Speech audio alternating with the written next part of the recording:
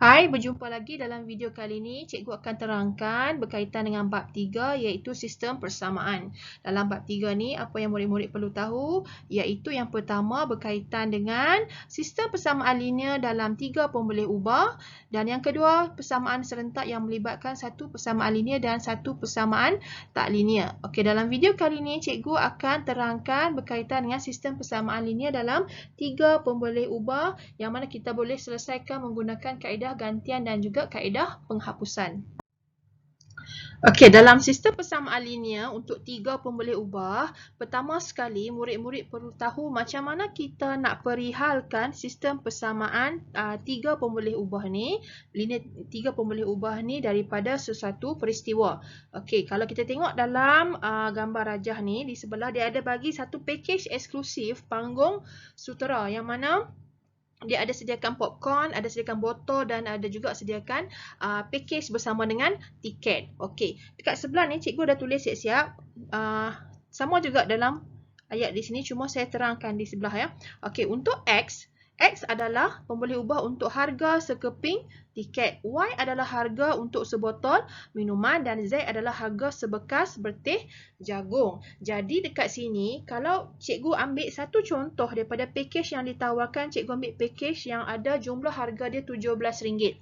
Dia ada sediakan 2 botol minuman, 1 berteh jagung dan juga 2 tiket X. Jadi jumlah dia adalah RM17. Bermaksud 2 darab Y tambah dengan Z untuk mewakili 1 berteh jagung dan tambah dengan 2 darab X, maka jumlah dia adalah RM17. Dan dia adalah sama dengan persamaan yang kedua.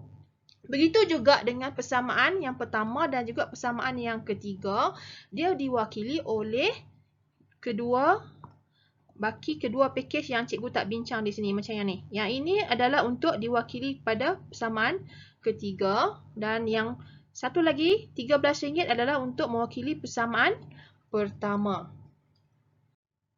Jadi dalam sistem persamaan yang kita dah bentuk ini, okey, dia adalah satu persamaan yang sistem persamaan yang terdiri lebih daripada dua persamaan linear. So kita panggil dia sebagai sistem persamaan.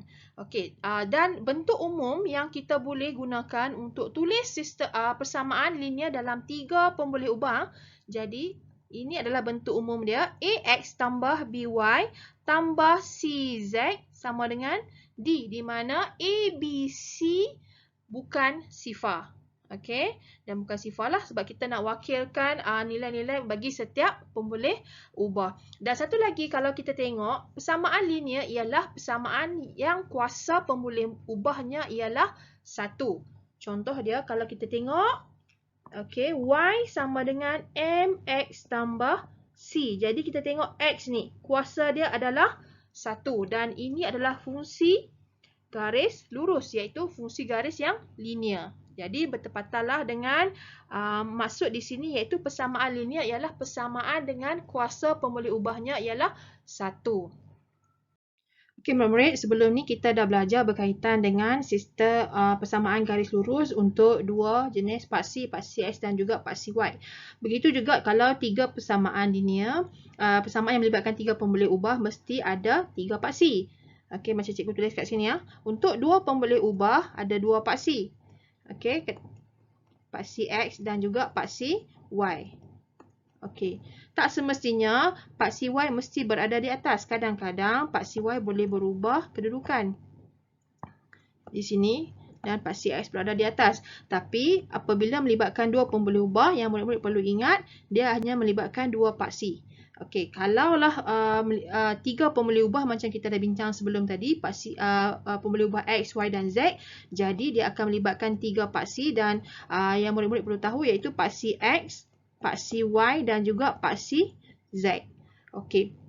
Kalau kita tengok dekat rajah di sebelah sini, persamaan linear mempunyai 2 pemboleh ubah ditulis sebagai AX tambah BY sama dengan C. Jadi, macam mana persamaan ni didapat? Okay, cikgu dah buat dekat sebelah. Mari kita tengok.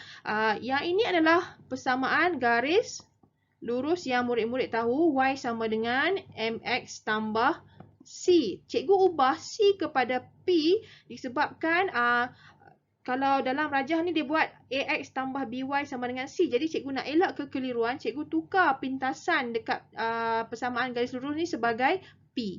Okey, so kita tahu kalau dalam rajah ni kita tengok dia adalah satu garis lurus yang berkecerunan negatif. Dia turun ke bawah.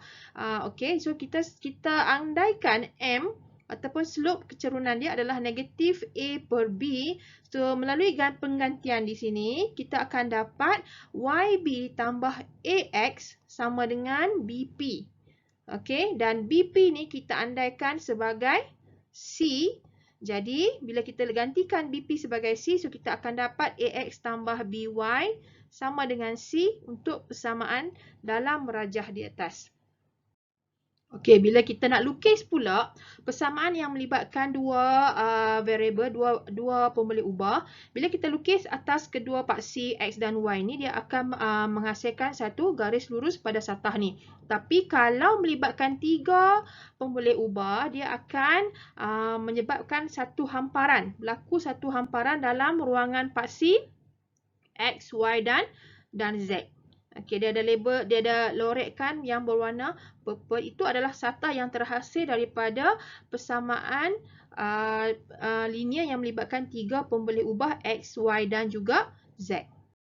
Okey, mari kita tengok aktiviti sikit. Okey, bentukkan persamaan linear dalam tiga pemboleh ubah bagi pencantaan berikut. Aiman membeli 3 helai seluar, 2 helai baju dan sepasang kasut. Jadi di sini kita ada 3 pemboleh ubah yang mana cikgu dah tulis kat atas ni. Cikgu wakilkan X, Y dan Z. X mewakili seluar, Y mewakili kasut, Y mewakili baju dan Z mewakili kasut. Okey, Aiman membelanjakan RM750 untuk semua barang yang dibeli. Jadi bermaksud dengan harga RM750, Aiman boleh beli semua seluar, baju dan juga kasut. Seperti yang dinyatakanlah, 3 seluar, 2 baju dan juga 1 kasut dengan RM750. Jadi macam mana kita nak bentukkan persamaan? So, X tambah Y tambah Z sama dengan RM750 dan bilangan untuk X seluar ialah 3, untuk Y baju 2 dan juga kasut adalah 1. Jadi 3X tambah 2Y tambah Z sama juga dengan RM750. Okey, soalan kedua, terangkan sama ada persamaan-persamaan yang berikut ialah satu sistem persamaan linear dalam 3 pemboleh ubah atau bukan. Jadi untuk kita tahu dia adalah sistem persamaan, semua persamaan-persamaan linear dalam sistem tu mestilah diwakili oleh persamaan linear yang mana kuasa setiap pemboleh ubahnya hanyalah satu. Jadi kita cek satu persatu. Untuk A, 2M, N dan juga P adalah pemboleh ubah. Okey, yang ni betul.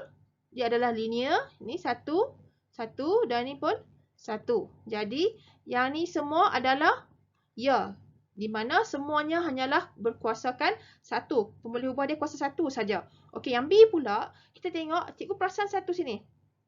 Nampak tak? Yang ini melibatkan F kuasa 2. Jadi, satu pemboleh ubah di sini berkuasa 2. So, sistem persamaan semua ni bukan lagi sistem persamaan linear.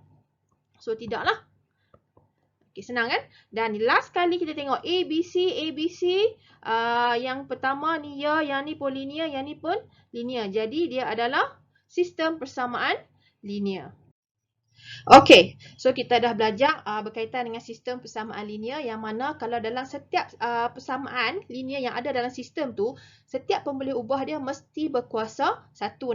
Okey, yang tu kena ingatlah. Kalau ada satu pun pemboleh ubah dalam tu berkuasa bukan satu, kuasa 2 ke kuasa 3 ke apa semua. So, sistem tu automatically bukan lagi sistem persamaan linear. Jadi, yang tu dah settle. So, next pula, macam mana kita nak selesaikan kalau soalan suruh kita cari tentukan nilai X, Y dan Z daripada sistem persamaan tu. Ada 3 persamaan linear. So, kita nak tentukan pula nilai X, Y dan Z. So, kaedah yang kita boleh guna, ada 2 yang boleh kita guna. Itu penghapusan dan juga penggantian. Kedua-dua kaedah ni dia adalah serupa saja dengan kaedah penyelesaian persamaan serentak dalam dua pemboleh ubah. So yang ni cikgu hanya akan terangkan kat kamu dalam next video cikgu. Jadi stay tune dan follow cikgu. Bye-bye.